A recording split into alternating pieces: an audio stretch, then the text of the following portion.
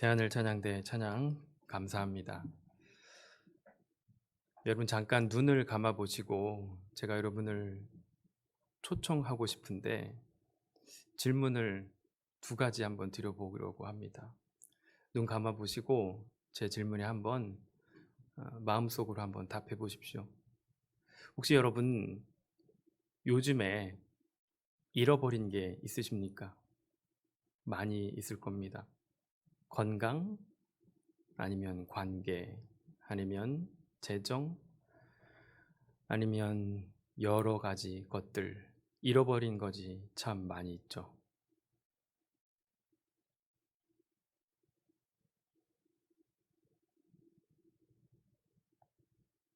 그러면 이렇게 많이 잃어버린 것 중에서 반드시 하나만 회복하면 좋겠다 싶은 것이 있을 텐데, 딱 하나 꼭 회복되어야 할 게 있다면 뭐가 있을까요?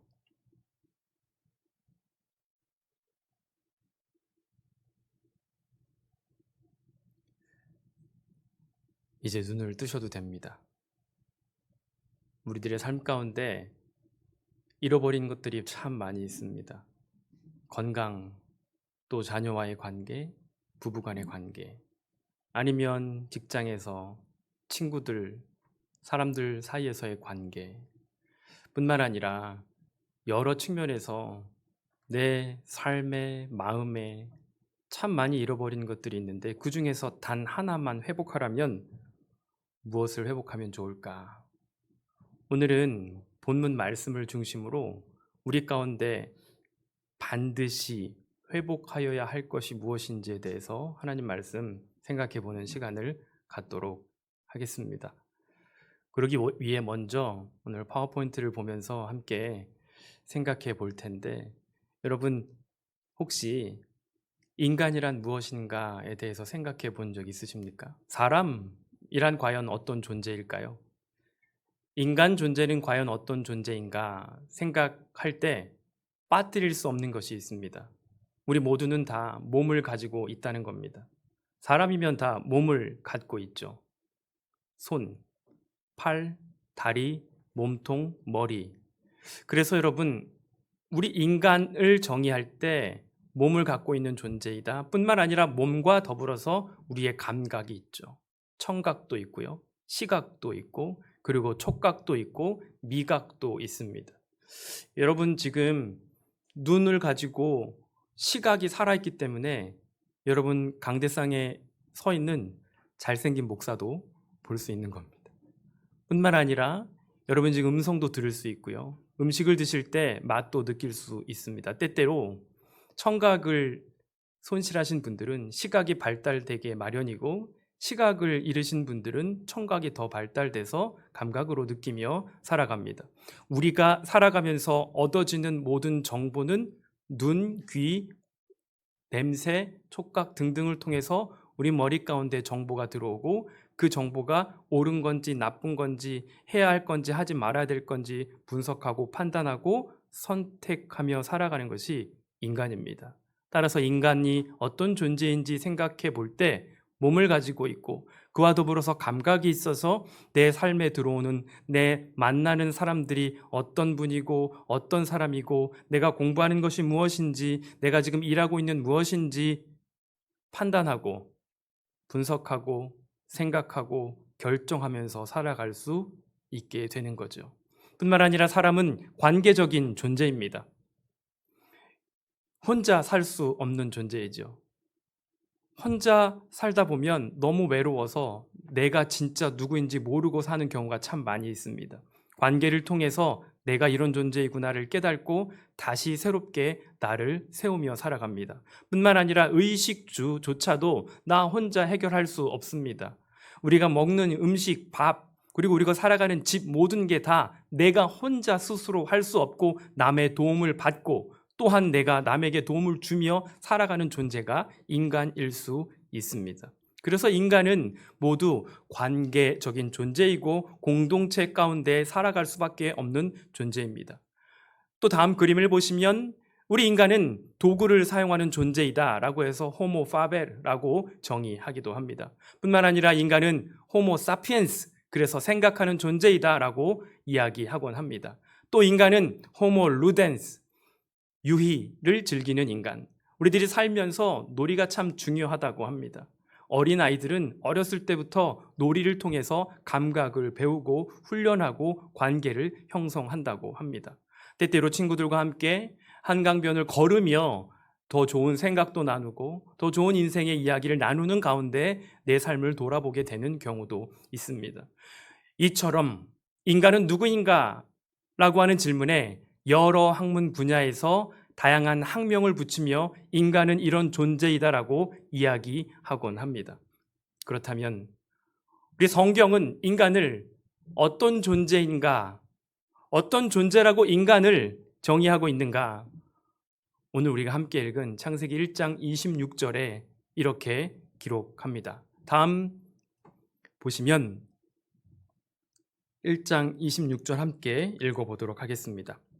하나님이 이르시되 우리의 형상을 따라 우리의 모양대로 우리가 사람을 만들고 그들로 바다의 물고기와 하늘의 새와 가축과 온 땅과 땅에 기는 모든 것을 다스리게 하자 하시고, 성경은 저와 여러분 인간을 하나님 형상에 따라 지음받은 존재다라고 이야기합니다. 그래서 우리 기독교에서 인간은 누구인가? 라고 하는 질문에 인간은 하나님 형상대로 지음받은 존재라고 기록합니다.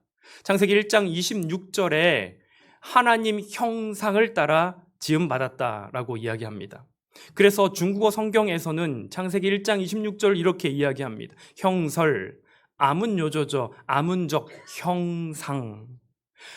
한자어 성경에서 형상은 어떤 의미냐면 모양형의 모양상자를 쓰고 있습니다. 모양형은 말 그대로 보여지는 모습이라고 볼 수 있습니다.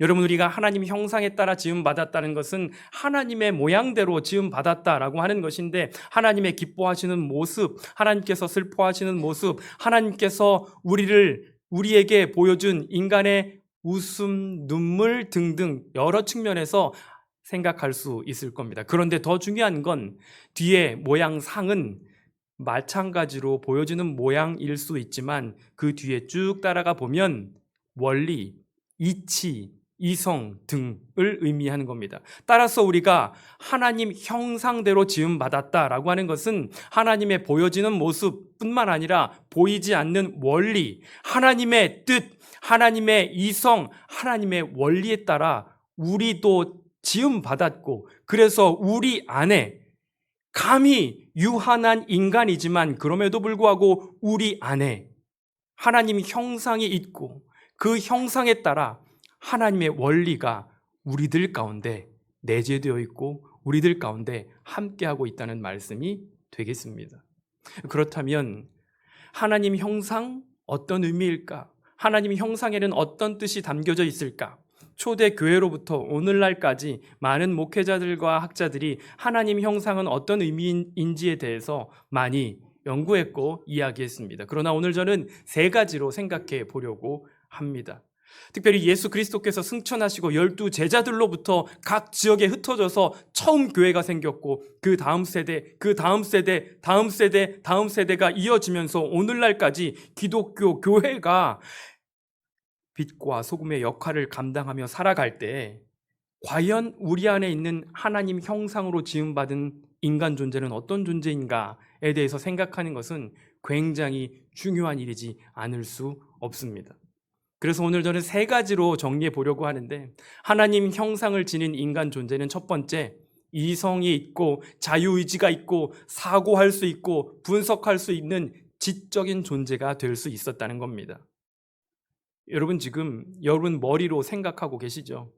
그래서 내가 지금 생각하는 거, 내가 지금 판단하는 거, 내가 결정하는 거, 아, 이게 옳은 거야 라고 생각하는 그 모든 것이 다 내 머리, 내가 가진 내 머리를 통해서 생각하고 분석하고 판단한다고 생각하실 수 있겠지만 결국 우리 안에 하나님 형상이 주어져 있고 하나님 형상으로 지음받았기 때문에 우리가 생각할 수 있는 능력과 이성이 있을 수 있고 지적인 존재가 될 수 있게 된 것이다 라는 말씀이 되겠습니다. 창세기 1장 26절 하반절 밑줄 친 구절에 이렇게 기록합니다. 함께 읽어볼까요? 바다의 물고기와 하늘의 새와 가축과 온 땅과 땅에 기는 모든 것을 다스리게 하자. 이 구절에 따르면 모든 새와 땅에 기는 것과 바다에 있는 모든 환경들을 다스리게 하자. 이게 다스리자라고 하는 걸로 번역되었지만 다스리다 뿐만 아니라 돌보다 함께 살아가다라고 하는 의미입니다. 여러분, 다스리려면 다스릴 수 있는 그에 합당한 지혜와 지식과 능력이 있어야 할 것 아니겠습니까? 돌보려면 어떻게 잘 돌볼 수 있는지 돌볼 수 있는 지적인 판단과 수준이 있어야 되지 않겠습니까? 아이를 키워보신 분, 일을 하시는 분, 여러분 다 아이를 잘 키우기 위해서도 그에 합당한 지혜와 지식이 필요하고요. 일을 하기 위해서도 나에게 주어진 일을 잘 해내기 위해서 필요한 지혜와 지식과 이성적이고 사고 분석할 수 있는 능력이 필요합니다. 그 모든 것 내가 잘나서 내 머리로 하는 게 아니라 하나님께서 우리에게 주셨다. 하나님 형상대로 지음받은 우리가 하나님의 지적인 능력과 하나님의 자유하는 의지와 하나님의 사고하는 능력과 하나님의 이성적인 능력이 우리 가운데 와서 우리가 그렇게 생각하고 분석하고 판단하며 돌볼 수 있는 능력 가지고 잘 돌보며 살 수 있는 존재가 되었다라는 말씀이 되겠습니다. 두 번째, 하나님 형상대로 지음받은 우리 인간은 영적인 존재라는 겁니다. 요한복음 4장 24절에 이렇게 기록합니다. 하나님은 영이시니 예배하는 자가 영과 진리로 예배할지니라.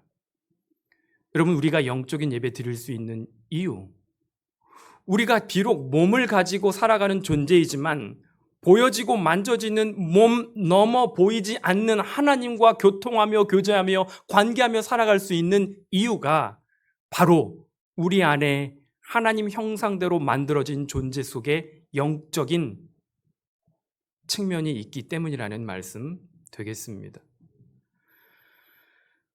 세 번째, 하나님 형상대로 지음받은 우리 인간은 관계적인 존재라는 겁니다. 우리 창세기 1장 26절 상반절 밑줄 친 구절 함께 읽어보겠습니다. 하나님이 이르시되 우리의 형상을 따라 우리의 모양대로 우리가 사람을 만들고, 여러분 보시면 하나님이 이르시되 하나님의 형상 아니라 우리라고 하는 단수가 아니라 복수를 사용합니다. 왜 단수 아닌 복수 우리를 사용했을까요?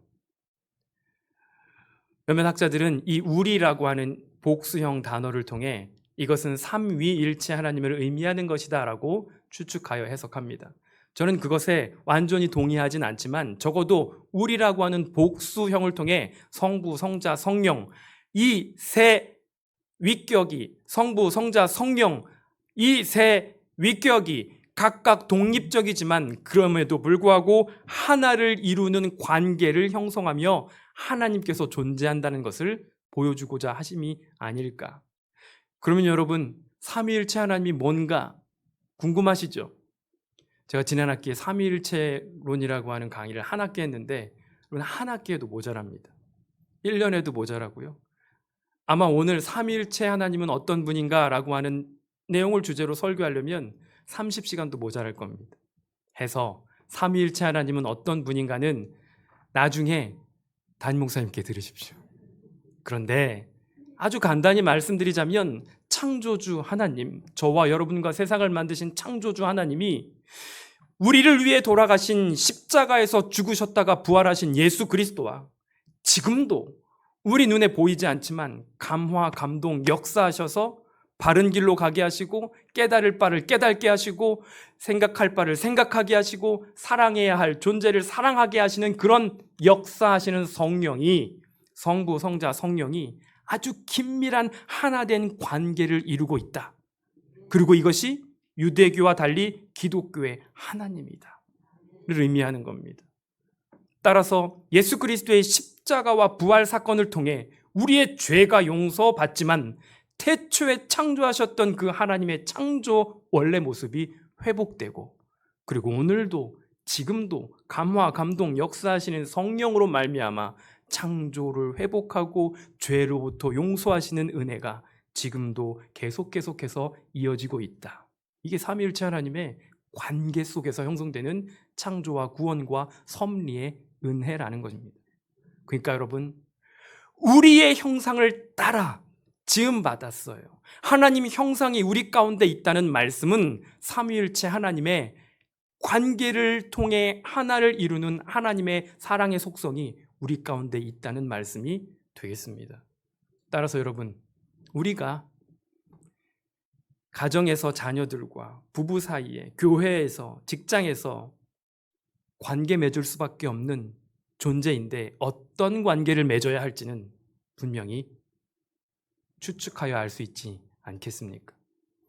그런데 이렇게 하나님 형상대로 지음받은 우리의 이성과 우리의 자유의지와 우리의 영혼과 우리의 관계가 하나님께로 향해야 되는데 하나님께로 향하지 않는 다른 곳으로 향하는 이성, 하나님을 향한 관계가 아니라 다른 곳을 지향하는 관계, 하나님을 향하는 영혼의 예배가 아니라 다른 곳을 지향하는 분열의 상태에 이르게 됐다라는 겁니다. 다음 컷 보시면 여러분, 하나님께서 천지를 창조하실 때 누가 시켜서 했습니까? 하나님도로 시켜서 하나님이 천지를 창조하셨나요?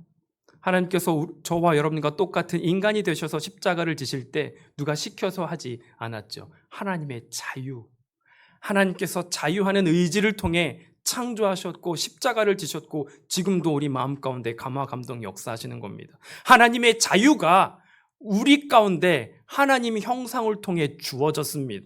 그런데 우리는 그 하나님의 자유를 가지고 하나님을 향한 이성의 능력, 하나님을 향한 선택, 하나님을 향한 영적인 훈련, 하나님을 향한 관계를 지향해야 하는데 그 우리에게 주어진 자유가 하나님 아닌 다른 곳을 향하게 되었다. 그래서 하나님과 인간의 사이가 분열됐고 깨졌고 그래서 불안정하게 되었다. 분열되었다.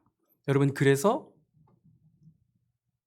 에덴 동산에서 사람들이 아담과 하와가 쫓겨났죠. 그리고 에덴 동쪽으로 쫓겨났습니다. 그렇죠? 에덴 동쪽으로 쫓겨났는데 에덴 동쪽이 어딜까? 창세기 4장 16절에 보면 이렇게 기록합니다. 가인이 여호와 앞을 떠나서 에덴 동쪽 놋 땅에 거주하니. 그러니까 여러분, 아담과 하와가 쫓겨난 에덴 동쪽이 놋이라고 하는 지역입니다. 그런데 이 놋은 어떤 땅이냐면 문자 그대로 하면 놋이라고 하는 이름은 헤매다, 분열하다, 불안정하다, 분열되다, 방황하다, 한치 앞을 알 수 없다라는 의미입니다. 이게 무슨 말이냐면 우리 가운데 하나님 형상대로 창조된 인간의 참된 모습이 하나님을 향하여 하나님과 하나 된 것이 아니라 이제 하나님 아닌 다른 곳을 향하고 하나님 아닌 다른 것을 생각하고 분열되었다. 분열되어 방황하고 불안정하고 불안해하고 헤매고 그러니 앞길을 알 수 없게 된 상황. 우리 안에 회복돼야 될 단 한 가지, 중요한 단 한 가지가 있다면 깨어진 하나님의 형상일 줄 믿습니다. 그럴 때 우리의 관계와 우리의 인생의 모든 잃어버린 것들이 다시 회복될 수 있기 때문입니다. 저희 큰아이가 지금 중학교 1학년인데 초등학교 5학년 때 다시 한국으로 왔어요. 여러분 아시다시피 우리 한마음교회에서 태어났고 세례받았고 저 뒤에 지금 아이들이 저렇게 예배 드리는 것처럼 저희 큰아이도 저기서 예배 드렸어요. 그러다가 1살 반에 미국으로 갔다가 초등학교 5학년 때 왔어요. 그러다 보니까 영어도 못하고 한글도 못하고 수학도 못하고 국어도 못하고 영어도 못해요. 한국에서 영어는 문법인데 얘는 문법을 잘 몰라요. 그냥 이게 왜 문법이지? 이렇게 되는 거죠. 국어는 더 못해요. 수학도 진짜 못해요. 왜냐면 옛날에는 2 더하기 2는 4 이런 거였는데 요즘에는 이게 아니라 엄마가 사과 4개를 줬는데 동생이 하나를 뺏어 먹었고 그럼 몇 개 남았니? 그러니까 이게 국어가 있는 거예요. 그러니까 한글도 못하니까 국어도 못하고 수학도 못하고 영어도 못해요. 사실 저를 닮았으면 더 못했을 텐데 그나마 엄마를 닮아서 이 정도인 것 같아요. 그런데 이 아이가 친구들이랑 관계를 잘 못하니까 왕따도 당하고 그리고 맞고 오기도 하고 막 그래요. 그러다 보니까 너무 속상해서 그러고 있습니다. 자기도 공부를 잘하고 싶은데 자기도 좀 관계도 잘하고 싶은데 잘 모르겠다는 거예요. 그래서 펑펑 울어요. 그때 제가 아이에게 괜찮아. 공부 못하면 어때? 괜찮아. 근데 얘야, 요거 하나만 좀 우리 훈련하고 잘 해내면 좋겠다. 뭐냐면 내가 해야만 하는 게 뭔지, 그리고 하고 싶은 게 뭔지, 그리고 할 수 있는 게 뭔지, 하지 말아야 하는 건 뭔지. 여러분 보세요. 해야만 하는 게 있는데 내가 하고 싶은 것으로 하겠다고 해야만 하는 것도 하지 않고 자기 하고 싶은 건 하는 분열된 상태, 분열된 시간 관리, 분열된 마음 관리. 여러분 하고 싶은 게 있다 할지라도 내가 할 수 있는 역량이 있고 할 수 없는 역량이 있잖아요. 그 속에서도 무엇이 뭔지 헤매고 분열하고 나눠져서 하지 못하는, 여러분 우리들의 시간, 우리들의 마음 관리, 또 우리들의 관계에서도 해야만 하는 거, 그리고 하고 싶은 거, 그 속에서도 할 수 있는 것과 하지 말아야 할 거, 할 수 없는 것들을 구분해내는 거, 우리들의 마음 속에서도, 우리의 시간 속에서도, 우리의 관계 속에서도 분열되지 않은 시간 관리와 분열되지 않은 마음을 유지하다 보면 언젠가 공부 잘할 수 있지 않을까? 언젠가 왕따 당하지 않고 좋은 관계 유지할 수 있지 않을까? 라는 생각을 해서 이렇게 이야기했습니다. 여러분 우리들의 인간 존재, 나란 인간은 도대체 어떤 인간인가? 하나님 형상대로 지음받은 인간입니다. 근데 그 하나님의 형상이 하나님을 향하지 않는, 그래서 내 이성이 하나님을 향한 곳으로, 내 관계가 하나님을 향한 곳으로, 내 영혼이 하나님을 향한 것이 아니라 내 자유가 하나님을 선택하기로 하는 자유를 누리는 것이 아니라 그 반대의 것으로 가서 분열되었을 때 우리는 노 땅에 거주하게 되는 겁니다. 여러분의 시간 관리와 마음 관리와 인간 관계는 지금 노 땅에 있습니까? 아니면 에덴에서 태초에 원래 그렇게 주셨던 하나님의 형상을 누리며 사는 아름다운, 보시기에 심히 좋았더라 라고 하는 인간 모습을 지니며 살고 있습니까? 파괴된, 손상된 하나님의 형상 어떻게 회복하면 좋을까요? 예수 그리스도를 통해 회복할 수 있습니다. 이 다음 컷에 보면 예수 그리스도께서 어떤 존재인지 설명하고 있습니다. 골로새서 1장 15절 함께 읽겠습니다. 그는 보이지 아니하는 하나님의 형상이시요 모든 피조물보다 먼저 나신 이시니. 예수 그리스도가 하나님의 온전한 형상이라는 말씀이 되겠습니다. 고린도후서 4장 4절에서도 이렇게 기록합니다. 그 중에 이 세상의 신이 믿지 아니하는 자들의 마음을 혼미하게 하여 그리스도의 영광의 복음의 광채가 비치지 못하게 함이니. 그리스도는 하나님의 형상이라. 예수 그리스도께서 온전한 하나님의 형상이셔서 우리 가운데 회복되고 손상된 하나님의 형상을 회복시켜 주신다는 말씀이 되겠습니다. 그러면 예수 그리스도가 어떤 존재이기에 하나님 형상을 회복할 수 있다는 말씀일까요? 예수 그리스도가 누구이기에? 여러분 이미 신앙생활 오래 하고 말씀 많이 들으셨겠지만 그래도 이렇게 정리해보는 시간을 갖도록 하겠습니다. 예수 그리스도는 그 다음 컷에 보시면 이 예수 그리스도라고 하는 이 두 단어의 의미를 살펴보면 됩니다. 예수는 여러분 인간의 이름입니다. 사람의 이름이었습니다. 1세기 팔레스타인 지방에 살았던 사람의 이름이었습니다. 그러니까 예수 그리스도, 예수는 저와 여러분과 똑같은 인간, 그런데 하나님 형상이 손상된 인간이 아니라 하나님 형상이 온전히 유지된 그 하나님 형상에 따라 살아가고 하나님 형상에 따라 판단하고 하나님 형상에 따라 선택하는 인간, 참 인간이라는 말씀이 되겠습니다. 한날은 저희 큰아이가 4학년 때 학교 처음 간 날이었는데 갑자기 집에 들어오자마자 아빠 우리 반에 예수 있어, 예수. 봤더니 이름이 진짜로 예수예요. JESUS. 멕시코에서 온 친구인데, 여러분 멕시코에는 진짜로 예수라고 하는 이름을 갖고 있는 사람이 많아요. 그러니까 우리처럼 지저스가 아니라 거기는 J 발음이 해 발음이 나서 헤수스 그래요. 그래서 헤수스, 오 마이 갓, 아빠 예수님 만나고 싶으면 우리 반으로 와. 그러니까 인간 사람의 이름이라는 거죠. 그렇죠? 그런데 동시에 예수 그리스도가 참 인간 사람일 뿐만 아니라 그리스도, 크리스토스, 크라이스트, 그리스도, 메시아흐, 구원자, 참 하나님으로서, 우리 인간을 구원하시는 참 하나님으로서 구원자 그리스도로 오셨다라는 말씀이 되겠습니다. 여러분, 어떻게 인간이 인간을 구원할 수 있겠습니까? 어떻게 소경이 소경을 인도할 수 없겠습니까? 그렇지 않습니다.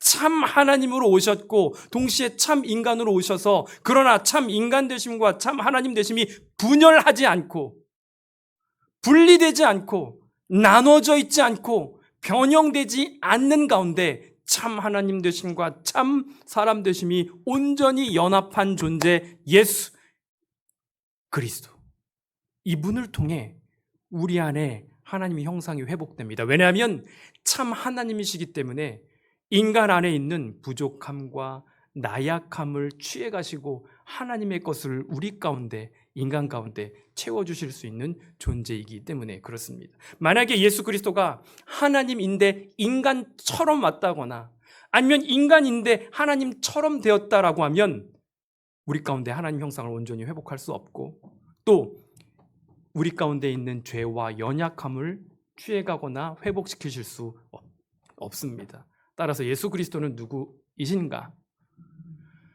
참 사람이시며 참 하나님 되심이 분열함 없이, 나님 없이, 떨어짐 없이, 변형됨 없이 하나로 연합한 그 존재 예수 그리스도, 그러므로 말미암아 예수 그리스도로 말미암아 우리 가운데 잃어버리고 회복된 하나님 형상이 회복될 수 있다라는 말씀이 되겠습니다.